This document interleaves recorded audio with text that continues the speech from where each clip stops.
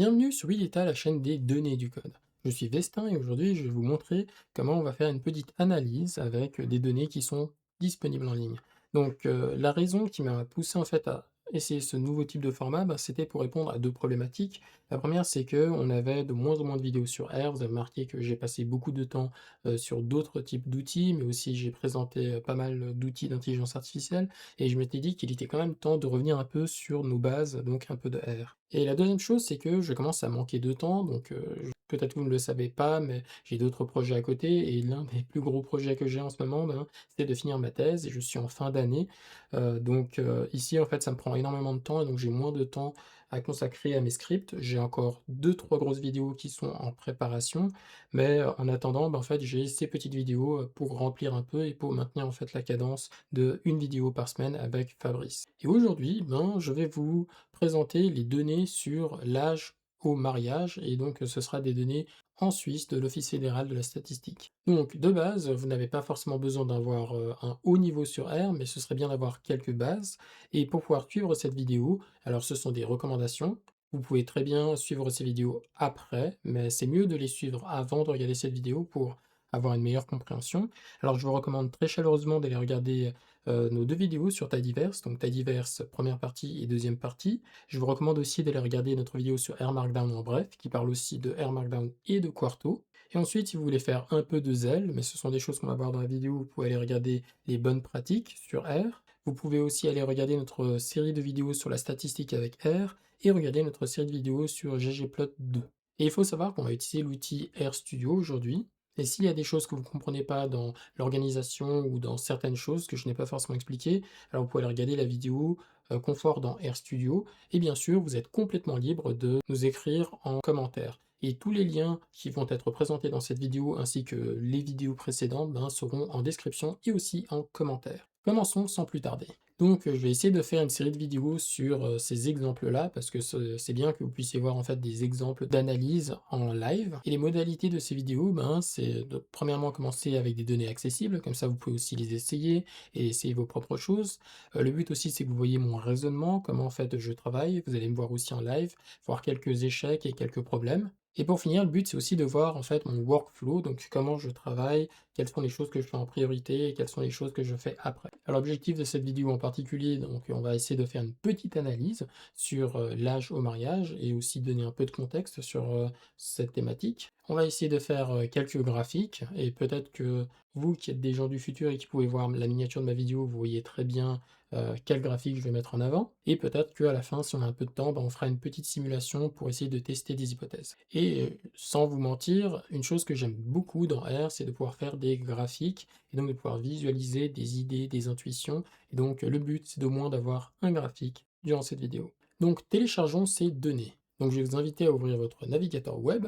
Donc à l'intérieur de votre navigateur web, choisissez votre moteur de recherche favori. Moi, je vais travailler avec Ecosia. Et vous pouvez chercher Office fédéral de la statistique. Office fédéral de la statistique. Et vous pouvez ajouter en plus Stat Tab, ce qui va nous permettre d'avoir accès aux tables statistiques particuliers. Donc ça, c'est le site de la Suisse. C'est pour ça que ça se termine par un .ch. Donc vous avez un admin.ch. Et ici, on va aller dans ce premier lien qui est l'accès direct au Stat Tab. Et depuis là, en fait, vous avez un environnement qui vous permet de pouvoir voir les tableaux en question. Donc ce sont des tableaux que vous pouvez manipuler en ligne. Et ici, ce sont les thèmes. Donc vous pouvez trier par thème, vous pouvez trier par variable, vous pouvez trier par source, par année, et vous pouvez ajouter plus d'informations si vous le souhaitez. Donc moi, je sais déjà de quoi je vais parler, puisqu'on va parler de l'âge au mariage. Donc on va cliquer sur le premier, qui est une question de population. Puis ensuite ici, pour filtrer, parce qu'on en a encore plein, on a des décès, etc. On a mariage et nuptialité, ce qui ne m'intéresse pas. Moi, je veux m'intéresser aux variables de l'âge du partenaire 1. Je peux cliquer aussi sur l'âge du partenaire 2, mais ici, vous voyez que j'ai déjà ces informations-là. Et donc ici, vous voyez, ce sont les variables à disposition, année, type de mariage, canton, âge partenaire 1, âge partenaire 2. Donc on va cliquer ici pour avoir accès aux données. Maintenant que c'est ouvert, vous allez voir qu'on a ces différentes boîtes qui indiquent en fait les différentes variables. On a une première variable et ici, elle est obligatoire à choisir. Donc ici, c'est l'année d'analyse. Donc ici, je vais prendre plusieurs années. Donc vu que la première est déjà sélectionnée, elle est en bleu, je vais descendre tout en bas et je vais appuyer sur majuscule et sélectionner 2017. Donc maintenant, j'ai 18 années parce que c'est ce qui m'indique que j'ai sélectionné 18 valeurs au total. Puis ensuite, je vais choisir le type de mariage. Ici, vu qu'on va essayer de voir des différences genrées, alors je vais regarder les mariages hommes-femmes. Ensuite, ici, vous avez les cantons, donc c'est la région. C'est une version de subdivision des régions en Suisse qui est très utilisée. Et là, je vais choisir comme unité géographique la Suisse entière et on va pas regarder par région. Et ensuite, ici, on va regarder l'âge du partenaire. Vous avez partenaire 1 et partenaire 2. Alors, lequel est censé représenter les hommes et lequel est censé représenter les femmes. Vous allez voir qu'il y a une astuce assez simple à faire. Eh bien, vous savez que en général, en moyenne, dans les mariages, les hommes ont tendance à être plus âgés. Donc, si on regarde les distributions d'âge au mariage, on verra que la distribution qui sera la plus âgée, ben, en fait, ce sera probablement la distribution des hommes. Donc ici, on peut choisir soit le total pour l'âge du partenaire 1, ou on peut choisir les différents types d'âge. On va tout choisir, même moins de 16 ans, même si à mon avis, il ne devrait pas y avoir grand-chose, mais le but c'est pour apprendre à faire du nettoyage de données aussi. Donc on va descendre tout en bas, et ensuite on va sélectionner enfin, jusqu'au bout, donc avec de nouveau majuscule et on clique. Pareil pour partenaire 2, donc on va choisir moins de 16 ans et on va éviter de choisir le total ici.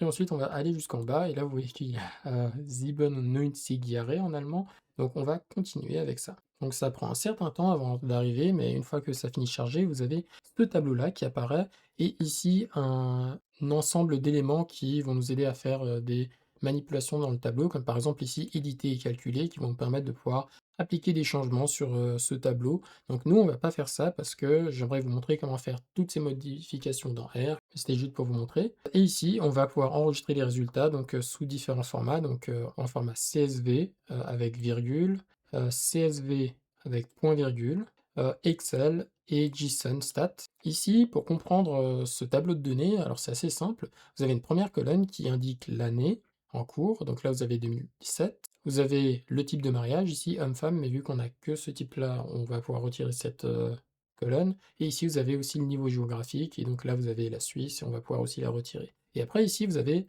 le partenaire 1, donc l'âge du partenaire 1, et là l'âge du partenaire 2. Et là l'intersection va indiquer en fait le nombre d'individus pour l'année donnée. Et donc par exemple, si on regarde, je ne sais pas, cette ligne, parmi les partenaires 1, de 19 ans qui se sont mariés avec les partenaires 2 de 19 ans, ben, il y en a 29. Mais par contre, des 19 ans qui se sont mariés avec des 20 ans, il y en a 16. Et des 19 ans qui se sont mariés avec des 18 ans, il y en a 20. Super, on va pouvoir enregistrer ces fichiers. Donc il y a le premier qui est sélectionné, je vais l'enregistrer. Il y a le deuxième aussi qui est sélectionné, je vais l'enregistrer. Et pour finir, je vais prendre le fichier Excel et on va mettre de côté le fichier JSON-stat. Et maintenant, je vais vous donner rendez-vous sur RStudio. Donc je vais l'ouvrir. Là, on est dans RStudio et l'une des bonnes pratiques à faire, c'est de commencer avec un projet. Donc là, pour l'instant, je n'ai pas de projet. Donc je vais ouvrir en allant en haut à droite. Je vais cliquer sur New Project. Donc maintenant, je vais créer un nouveau projet. Vu que je n'ai pas de dossier existant, donc je ne vais pas choisir celui-ci, on ne va pas faire de version de control, on va juste aller dans New Directory. Et vu que ici, j'aimerais travailler avec un notebook qui ici est Quarto, ben, je vais vous recommander, au lieu de faire un projet classique, d'aller dans Quarto Project. Donc je vais choisir ça. Il va nous demander quel est le nom de votre dossier et de votre projet de manière générale, et nous on va l'appeler mariage. Vous pouvez donner un nom plus descriptif, par exemple âge au mariage, et je vais mettre un petit ch à la fin pour dire que c'est la Suisse. Et ensuite ici il va me demander où est-ce que je veux mettre mon dossier. Donc moi je vais cliquer dans Browse. Alors ici il m'a déjà mis dans le bon endroit, donc si jamais la manière dont j'organise mes dossiers, c'est que j'ai tout dans Bureau, et j'ai un dossier qui s'appelle Code. À l'intérieur, j'ai tous mes langages de programmation avec lesquels je travaille, plus quelques outils. Puis, je vais dans R, et à l'intérieur de chaque dossier de code, ben, j'ai un dossier projet, un dossier test. Si le test c'est pour faire un peu n'importe quoi, et le projet c'est un peu plus organisé. Et ici, ben, j'ai mon dossier analyse, là où je vais enregistrer mon projet. Ensuite, ici, je ne touche à rien du tout parce que on ne va pas trop s'intéresser à ça pour cette première vidéo. Donc, on va créer notre projet maintenant. Et voilà, maintenant notre projet a été créé. Et je vais fermer ça. Et donc ici, il nous a ouvert automatiquement ce qu'on appelle un Quarto document, donc un document Quarto, et qui va nous permettre de pouvoir travailler sur notre jeu de données. Donc en parlant des données, allons les récupérer. Donc je vais vous demander simplement d'aller sur votre terminal, peut-être vous il sera en bas à gauche. Donc vous avez votre console ici, et vous avez un petit onglet qui s'appelle terminal, vous pouvez cliquer dessus. Et ensuite, si vous êtes sur Windows particulièrement, vous pourrez ouvrir votre explorateur de fichiers depuis là. Pour Mac et Linux, je ne sais pas trop comment vous pouvez faire, mais peut-être que je trouverai des informations, je les mettrai en description de la vidéo. Donc ici, je vais simplement utiliser le logiciel explorer.exe. Je vais mettre un espace et un point pour lui indiquer qu'il doit ouvrir le dossier dans lequel je me trouve. Donc je vais faire Enter et là, vous voyez qu'il m'a ouvert mon dossier. Et ce que je vais faire, c'est que je vais créer ici un nouveau dossier qui va s'appeler Data avec un D majuscule. Et donc maintenant, c'est là où je vais mettre mes données. Donc je vais entrer dedans, je vais aller dans téléchargement. Je vais prendre les dernières données que j'ai téléchargées. Hop, hop, hop. Et ensuite, je vais simplement couper, revenir en arrière et les coller dans mon chemin jusqu'à data. Alors bien sûr, on aurait pu faire tout ça dans RStudio, mais je trouve que l'environnement est moins agréable pour ce genre de manipulation. Comme vous voyez, donc j'ai maintenant mon dossier data avec tous mes fichiers dedans. Alors l'un des avantages de RStudio, c'est que vous pouvez ouvrir les fichiers rien qu'en cliquant dessus. Mais ici, je vais vous montrer comment le faire avec du code et aussi vous montrer quelles sont les difficultés auxquelles vous pouvez faire face lorsque vous importez des données qui ne sont pas forcément bien faites. Ici, nous sommes en face de ce fichier Quarto dont je vous parlais. L'avantage, c'est que je vais pouvoir combiner du texte avec du code ici que je peux lancer, CTRL-ENTER, pour lancer une ligne dans la shell. Et donc, vous voyez que maintenant, j'ai le résultat qui apparaît. Et l'avantage, c'est que je vais pouvoir aussi transformer tout ça en rapport, et c'est assez facile à faire. Il me suffit juste d'aller dans cette partie qu'on appelle le YAML, et ici, je vais écrire format. Et le format, eh ben, je peux choisir le format que j'ai envie. Comme par exemple, je peux dire, ben, moi, je veux comme format un docs. Et ensuite, quand je vais cliquer sur render ou quand je vais faire CTRL majuscule K, vous pouvez faire render. Donc là, il m'a ouvert dans le navigateur ce que je ne veux pas. Par contre, quand je vais retourner ici dans mes fichiers, vous voyez qu'il y a ce fichier doc, qui est un fichier qui peut s'ouvrir avec la suite Office Word. Et vous voyez que ici, ben, j'ai mon fichier qui a été créé avec le résultat qui apparaît juste ici. Donc ce qui est assez pratique. On peut également, je vais peut-être retirer ça, changer de format et par exemple je peux utiliser Typest, qui est un langage qui essaie de remplacer LaTeX en étant plus lisible et plus facile à utiliser. Et on a pas mal de séries de vidéos à ce sujet-là, je vous invite à aller les regarder, lien en description. Et l'avantage c'est qu'il va pouvoir me transformer ça en PDF en un rien de temps. Et voilà, il m'a ouvert en PDF et vous voyez que l'affichage est un peu différent, mais on peut avoir à la fois le texte, le code et le résultat, et je peux décider aussi si je veux faire apparaître le code ou le résultat par exemple dans mon rapport, ce qui est plutôt flexible. Donc commençons notre travail. Donc on va commencer déjà à créer un titre. Donc je vais mettre un titre de niveau 2, donc je vais mettre 2 dièse et je vais l'appeler distribution. Alors ici on va commencer avec un premier élément de code dans notre boîte de code. On va charger les librairies. Donc ici je vais mettre en commentaire librairie. Donc pour l'instant, je vais tout écrire en français, mais j'éviterai de mettre des accents. Et ici, on va utiliser l'approche la plus classique pour gérer les librairies dans R. On va utiliser library. Il y a plein d'autres méthodes, mais aujourd'hui, on va se concentrer sur ça. Et je vais utiliser le type-diverse. Et si vous n'avez pas une librairie en particulier, vous pouvez faire install.package, voilà, et mettre le nom, pardon, de la librairie, vous la lancez, vous attendez que l'installation arrive sur votre ordinateur, et ensuite vous supprimez ça. Donc moi je vais pouvoir lancer cette première ligne, et voilà, et vous voyez que le résultat apparaît juste en bas. Ce qui va être un avantage, mais aussi un désavantage dans ce cas particulier, parce que par exemple, si je render de nouveau mon document, donc voilà, je l'ai reproduit, vous voyez qu'en fait il va me faire apparaître ça, et je veux pas de ça dans le rapport, ce qui serait un peu dommage. Donc voilà ce qu'on peut faire. On va ajouter une option, donc c'est-à-dire qu'on va mettre un commentaire et ensuite on va mettre le signe ou. Ensuite, depuis là, on va utiliser l'option message, deux points. Et ensuite, si vous voulez savoir s'il y a des options, vous pouvez appuyer sur tab et il va vous proposer les options et nous on va dire false. Comme ça, il ne va pas faire apparaître les messages qui ne concernent en fait que le développeur. Et ensuite, ici, on va faire warnings et ensuite, on va pouvoir mettre false aussi, comme ça, il ne les fait pas apparaître. Et cette fois-ci, si je render, voilà, il a fini de render, voyez qu'il ne fait plus rien apparaître en dessous, ce qui est bien pratique. Si vous voulez retourner en focalisation uniquement sur la première partie, sans avoir à rebouger ça à chaque fois, en fait, vous pouvez faire un contrôle majuscule, et hop, on revient dans cette focalisation. Donc je vais relancer ça pour faire disparaître cette partie. Ok, donc on va charger les librairies au fur et à mesure. Ensuite ici, je vais mettre une partie pour les options, comme je le fais d'habitude, mais ce n'est pas forcé. J'ai l'habitude de mettre les 4 séparateurs parce que dans les scripts, ça permet de pouvoir les fermer, les réouvrir. Ici, ça ne le fait pas dans le mode visuel du notebook, mais j'aime bien parce que ça me permet de séparer le code et de voir les différences. Alors, je n'ai aucune option à mettre pour l'instant et je vais pouvoir charger les données. Donc, je vais écrire données. Je vous ai promis d'utiliser des termes francophones. Donc ici, on va utiliser read et la plupart des packages commencent toujours avec read. Et je vais choisir CSV. Je vais ouvrir les guillemets, je vais appuyer sur Tab, ce qui va me permettre d'ouvrir en fait l'explorateur de fichiers à l'intérieur de RStudio. Et ici, je vais pouvoir choisir Data. Et donc, je vais pouvoir appuyer sur Tab pour rentrer à l'intérieur. Et ici, je vais voir tous mes fichiers. Donc, je vais choisir le premier en appuyant sur Enter.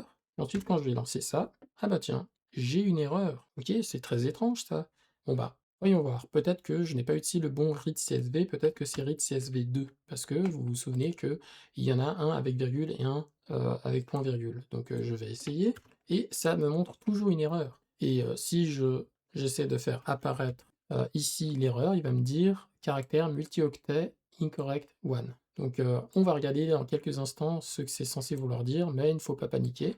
L'erreur en fait est assez prévisible. En fait, ce qui se passe, et c'est la même chose en fait si vous utilisez read CSV, vous allez avoir la même erreur qui va apparaître ici. Ce qui se passe, c'est que dans notre fichier, on a des caractères qui sont plutôt francophones et qui n'apparaissent pas forcément dans notre encoding. Et nous, l'encoding qu'on a dans R, et dans notre RStudio aussi, alors je vais utiliser la fonction locale de readR. Ça va nous permettre de voir en fait des informations, par exemple notre fuseau horaire, l'encoding et comment en fait on devrait écrire les jours et les mois. Et ces informations-là, on peut les changer aussi. Donc, si vous travaillez avec les fonctions de base dans R, par exemple ce read CSV, alors la solution c'est d'utiliser options avec un S, puis écrire encoding est égal à latin 1.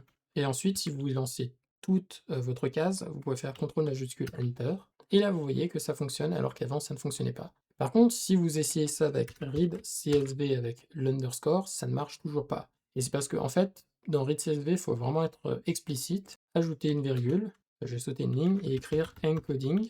Et ensuite, c'est là, non pas encoding, pardon, c'est local, qui est égal à, et là, vous devez préciser local, c'est la fonction dont on parlait tout à l'heure, et écrire encoding est égal à, et là, vous pouvez mettre latin 1. Et lorsque vous allez lancer ça, vous voyez que ça fonctionne. Alors moi, je vais rester avec le read CSV classique, parce que, enfin, du taille diverse, parce que j'aime bien lorsque ça devient un table. Et donc là, en fait, on a ces informations-là. Donc vous voyez que le tout premier, ça semble fonctionner. Donc ça veut dire que c'est celui qui fonctionne avec les virgules, parce que read CSV ouvre avec les virgules. Et ensuite, on peut copier tout ça. On va essayer avec le numéro 2. Donc on va supprimer jusqu'à là, faire un tab, et choisir le numéro 2. Et donc si j'essaye la même chose, vous voyez que ça ne marche pas très bien parce que ce sont des points-virgules et lui il ne s'occupe que des virgules, donc on va mettre un numéro 2 à la place ici et on va pouvoir faire apparaître la même chose juste ici. Pour finir, si vous voulez importer le fichier Excel, ici vous faites library read Excel, donc installez-le si vous ne l'aviez pas déjà et ensuite ici vous pouvez faire avec les données Excel, vous pouvez faire read Excel.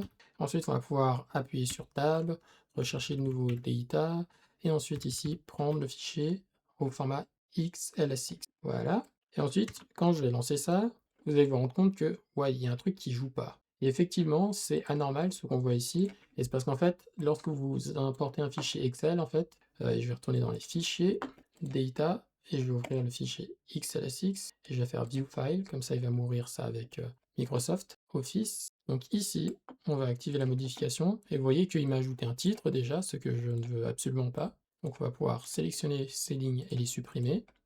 Ensuite, on va regarder les autres informations qui m'indiquent plus bas. Hop, hop, hop, hop, hop. Et voilà, vous voyez qu'en bas, il m'ajoute aussi des choses qui ne me servent strictement à rien. Donc je vais sélectionner tout ça et je vais les supprimer. Il y a ça aussi que je dois supprimer. Hop. Et voilà. Et à partir de là, je peux commencer à les importer. Si vous voulez importer, vous allez voir qu'ici, en fait, il va vous manquer des informations dans plein d'endroits.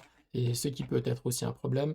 Alors, c'est pas le but de cette vidéo, donc on verra ça dans une future vidéo si ça vous intéresse, mais il y a un moyen de régler ça en quelques lignes de code. Et voilà, c'était à peu près l'idée. Maintenant que c'est modifié, si je relance un coup, on essaie de remettre ça, vous voyez que maintenant en fait on a des colonnes qui semblent fonctionner, on a juste eu des colonnes qui se sont ajoutées, celle-là je ne l'ai pas retirée, mais il faut faire du nettoyage manuel avant de l'utiliser. Donc voilà, ici on va se concentrer sur la première approche avec ces données-là, et donc ici pour l'instant je n'ai fait que charger les données, mais elles n'ont pas été assigné à aucune variable. Donc on a la colonne des années, le type de mariage, le canton, l'âge du partenaire, etc. En fait, on a plein d'informations assez intéressantes. Mais pour nous simplifier la tâche, parce que ici, en fait, on a plein de signes qui ne devraient pas apparaître, parce que si je veux choisir certains éléments, je serais obligé, et je vais vous faire un exemple ici, je vais écrire df0 pour data frame 0. Voilà. Si je fais df0 et que je mets le dollar pour avoir accès aux variables, si je choisis année, vous voyez que bon, ça n'a pas l'air de poser trop de problèmes. Par exemple, si je prends quelque chose avec des espaces, je suis obligé d'utiliser ces éléments-là, ce qui peut être assez gênant dans pas mal de calculs et de manipulations. Donc pour l'instant, je vais mettre CTRL majuscule C pour mettre ça en silencieux, et je vais relancer ça pour avoir tout le reste ici. Pour gagner du temps, éviter de devoir manuellement changer chaque nom de variable, ce que je peux faire, c'est utiliser la librairie, pardon, Janitor. Alors je ne l'ai pas encore, donc je vais pouvoir l'installer. Donc je vais juste ouvrir ici, je préfère le faire là. Ah bah tiens, et là il me propose de l'installer juste ici, donc je vais l'installer en cliquant sur ce bouton. C'est aussi une autre méthode. Je vais le faire dans la console ici. Voilà, et je crois qu'il a fini de l'installer, donc je peux le lancer. Voilà. Et ensuite ici, je vais faire une pipe, CTRL majuscule M, qui va me permettre de pouvoir enchaîner les opérations. Et ici, je vais écrire clean underscore names. Et je vais lancer ça. Et vous voyez qu'il m'a changé les noms de sorte à ce que ça respecte les conventions. Et donc, en fait, les éléments pourront être appelés plus facilement. Et vous voyez qu'en fait, on a toutes ces informations-là. Et vous voyez que, par exemple, une variable n'a pas le droit de commencer avec des chiffres. Elle doit toujours commencer avec une lettre. Voilà, excellent. Maintenant, la première chose que j'aimerais faire, c'est retirer les variables inutiles. Notamment, on a type de mariage et canton qui ne me servent absolument à rien. Donc, je vais faire une pipe, CTRL majuscule M, je saute la ligne, et je vais faire select, et je vais faire moins type du mariage. Donc, lui, il ne va pas me faire de recommandation parce que il a encore en tête les anciens noms. Ensuite, je vais faire virgule, moins canton. Et je les ai retirés, donc ce qui est parfait. Donc là maintenant on a des informations, différentes informations. Je vais faire une pipe et je vais faire glimpse pour voir à quoi ça ressemble. Et ici on a ces informations-là, donc c'est pas très visible ici malheureusement. C'est déjà un peu plus visible là. Il va prendre tout l'espace dont il a besoin. Et là en fait on a des informations sur les variables, leur type et les premières valeurs. Et donc vous voyez qu'on a toutes les années ici. Et ce qui serait assez super, c'est au lieu d'avoir toutes les données, vous voyez de cette manière-là, un peu réparties sur toutes les colonnes, j'aimerais en fait les avoir sur une seule colonne et donc on va toutes les mettre ensemble. Comme ça, je n'aurai plus que 4 colonnes, l'année, l'âge du partenaire 1 et l'âge du partenaire 2. Pardon, donc 3 colonnes. Alors comment on va faire ça? Donc c'est assez simple, jusqu'à maintenant vous avez ce format-là. Et nous, on a une fonction dans R qui va nous permettre de prendre toutes ces colonnes-là, donc on va lui donner une liste de colonnes, on va lui dire maintenant tu vas les pivoter, donc tu vas les tourner dans ce sens-là. Tous les noms deviendront des valeurs dans cette colonne, donc ça ne deviendra qu'une seule colonne, et tous les éléments qu'il a en commun avec une ou plusieurs autres colonnes vont devenir des valeurs, donc leurs propres colonnes dans ces colonnes-là. Donc on a une fonction qui a aussi sa sœur jumelle, donc ici c'est pivot longueur, et voilà. Et je vais faire une convention qui me permettra en fait de pouvoir avoir un code un peu plus lisible, c'est que je vais sauter une ligne et écrire tout le reste du code à l'intérieur. Donc voilà, on a pivot longueur. De quoi a-t-on besoin ici? On a besoin de toutes les colonnes qui sont listées ici, et vous avez vu qu'on en a quand même un sacré nombre. Mais nous, ce qu'on peut faire simplement, c'est utiliser l'un des sélecteurs rapides de taille diverse, qui est vraiment très pratique. Donc vous pouvez dire sélectionne-moi toutes les colonnes qui se trouvent entre moins de 16 ans et x97 ce qu'on va faire ici. Donc je vais juste copier ça, comme ça je ne l'oublie pas. Voilà, et donc moi ce que je vais lui dire, c'est moins de 16 ans, 2 points, et ensuite je vais coller l'autre nom de variable. Et si je lance ça de cette manière, bah là vous voyez qu'il m'a créé la colonne name et la colonne value, qui correspondent en fait à ces informations-là, et vous voyez que c'était assez rapide. Mais si je veux leur donner des noms à name et value, en même temps que je fais l'opération, je peux les nommer après, mais ici c'est plus rapide de faire names, to, et ici je vais pouvoir donner un nom à la colonne name, donc ici je vais dire âge partenaire 2, et pour value, il faudra faire value to, et ici comme valeur, je vais pouvoir écrire, je sais pas, n pour dire le nombre. Et voilà, et donc maintenant on a notre tableau de données qui est plus ou moins prêt. Tout ce qu'il ne restera plus qu'à faire, c'est faire quelques nettoyages en profondeur. Notamment ici, ce qui m'intéresserait, c'est de simplement avoir l'âge. Donc là, on voit qu'on a tous les moins de 16 ans. Peut-être que cette information ne sert à rien parce que j'ai l'impression que lorsqu'on aura des moins de 16 ans, en fait, on va avoir rien du tout parce qu'en fait, les personnes ne sont pas censées se marier, du moins avant l'âge de 18 ans. Donc ici, il faudrait que je fasse un filtre aussi pour les personnes de moins de 16 ans. Et on va commencer déjà par ça. Donc, je vais faire une pipe de nouveau. Je vais faire filter et je vais aussi sauter une ligne, comme ça je vais pouvoir en ajouter plusieurs lignes et rendre ça lisible. Donc là, je vais faire sélectionne-moi toutes les valeurs de âge partenaire 1 qui n'ont pas moins de 16 ans, qui n'ont pas la valeur moins de 16 ans. Donc ici, je vais faire simplement âge underscore partenaire 1 n'est pas égal à, et là je vais copier tout ça ici, moins de 16 ans. Et quand je vais faire ça, hop, vous voyez que ces informations-là ont disparu, donc il ne reste plus que les personnes de 16 ans et plus. Et ici, même chose avec moins de 16 ans. On va faire la même chose là, mais vous voyez que les informations ne sont pas pareilles. Donc ici, on va faire âge partenaire 2 n'est pas égal à, et moins de 16 ans s'écrit de cette manière-là. Voilà, et je peux lancer. Et vous voyez qu'il me les a triés aussi. Par contre, il me semble qu'il y avait aussi des informations un peu bizarres, comme par exemple Yaré, etc. Mais vous allez voir que c'est pas très difficile à s'en débarrasser. Voilà. Voilà, il y a 100 ans ou plus, donc je pense que je vais me débarrasser aussi de ça. Donc on va faire, vu qu'il y en a plusieurs, on pourrait même en fait, pour s'économiser du temps, faire in. Ensuite, on va lui donner un vecteur d'éléments, donc ici 100 ans ou plus. Alors lui ne doit pas être, et je vais le mettre au départ ici, dans ces valeurs-là. Donc moins de 16 ans ou x 100 ans et plus. Et même chose ici, il faudrait que je le trouve, le 100 ans et plus, dans celui-ci, mais je crois pas qu'il doit y être. Il me semble pas avoir vu de 100 ans et plus là. Mais pour être sûr, je vais juste faire un filter. Enfin non, je vais rester dans le premier filter, pardon. Donc on va faire un filtre pour sélectionner les endroits où il y a 100 ans qui existent ici. Donc je vais faire juste âge partenaire 1 et je vais faire str detect.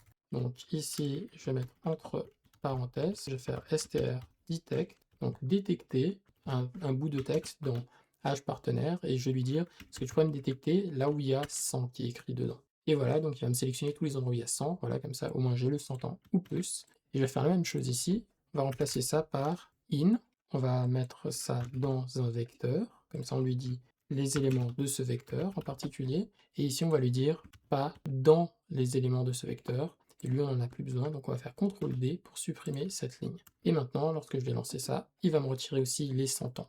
Et donc là, on est content, on a retiré ceux qui ne nous intéressaient pas. Par contre, moi, je ne veux que des chiffres, donc tout ce qui est en ici, ça ne m'intéresse pas, tout ce qui est en et x ici, ça ne m'intéresse pas. Alors, on aurait deux techniques pour pouvoir faire ça, donc on va faire une pipe ici, et on va faire mutate. Le mutate, ça nous permet de modifier les variables. Alors, on aurait deux techniques, soit ici, on retire les en, et après ici, on doit retirer le x, on doit retirer les en, etc. Soit, en fait, on extrait le numéro de l'âge ici. Et c'est ce qu'on va faire parce que ça ira beaucoup plus vite. Et donc ici, on va faire âge partenaire 1 est égal à str, extract. Et ensuite, ici, on va faire âge partenaire 1. Et qu'est-ce qu'on va extraire dedans? Bon, nous, on va extraire, là, c'est du regex, ou regex, c'est regular expression. On va faire ces deux escape. Et ensuite, on va mettre un D pour dire, nous, on veut que des chiffres. Et on veut des chiffres de 2 ou 3 éléments. Comme ça, au cas où on a un 100 qui apparaît, voilà. Et c'est l'élément qu'on va extraire. On va faire ça pour âge partenaire 1. Et on va faire ça pour âge partenaire 2 aussi. Donc je vais mettre une virgule pour séparer. Donc âge partenaire 2. On va faire la même chose aussi. Et on va voir ce que ça va donner. Hop, et vous voyez qu'il nous a gardé que les chiffres. Et donc nous, ce qu'on peut faire, c'est un petit mutate all pour gagner du temps. Mutate underscore all. Et ensuite ici, on va juste dire as.numérique. Je ne sais jamais s'il faut mettre des parenthèses ou pas, et voilà. Et ici, il va le faire partout. Et comme ça, en fait, ici, vous voyez qu'il nous a modifié partout. Allez, avant, il y avait juste que année et n qui avaient des numériques. Maintenant, tout le monde est un numérique. Et ici, il m'a pas fait de warning, c'est-à-dire qu'il n'y a pas eu de conversions qui ont mal marché. Et donc, c'est-à-dire qu'on n'a que des chiffres. C'est super. Et vous voyez que le nettoyage de données, ça prend quand même un certain temps. Donc maintenant, on va retirer ce df0 et à la place, on va mettre ça dans âge mariage. Comme ça, on a quelque chose d'un peu plus lisible. Et hop, on a notre âge mariage qui a été fait. Et pour garder une trace, vu qu'on a une première version de ces données-là, et bon, elles sont pas énormes, je vais juste créer un dossier qui s'appelle my data. Et ensuite ici, je vais sauvegarder, je vais faire write. Et ici, au lieu d'un CSV, je fais un RDS parce que c'est un type de fichier R qui est pratique, pas les RDA parce que les RDA, ça ne permet pas en fait d'avoir une importation contrôlée, dont notamment le nom. Donc ici, je vais récupérer âge mariage, donc que je vais mettre là. Donc nous, on va enregistrer âge mariage. On va la mettre dans, je vais faire tab pour qu'il m'aide. Je vais le mettre dans my data. Et ici, je vais lui donner un nom et je vais l'appeler aussi âge mariage, qui est notre première version en RDS. Je vais lancer toute la case avec CTRL majuscule Enter. Et voilà. Maintenant, on a ces données-là qui sont enregistrées et on va pouvoir passer à la suite. Et avant de passer à une prochaine case qui va être faite juste en dessous, j'aimerais juste renommer cette case parce que ici l'avantage c'est qu'on peut se déplacer entre les différentes parties et là la première case ne s'appelle que chunk 1 et moi je vais lui donner un nom, je vais simplement mettre une option et il suffit de mettre label et ici je peux lui donner un nom et je vais mettre données et vous voyez qu'il m'a renommé la case et comme ça si dans le futur il y a une erreur il va, notamment lorsque je vais créer mon document, il va pas me dire simplement le chunk 8, etc. et j'ai aucune idée de quoi ça parle, et j'aurai une idée qu'en fait on parle des données qui sont en train d'être importées. Donc voilà, on a passé la première partie à faire du nettoyage, c'est quand même assez énorme. Alors voilà, c'était la première partie. La deuxième partie va venir bien après, dépendamment de à quel point vous avez apprécié cette première partie. Si vous avez aimé cette vidéo, n'hésitez pas à mettre un like et à la partager. Et en attendant de se revoir dans de prochaines vidéos, portez-vous bien et à bientôt.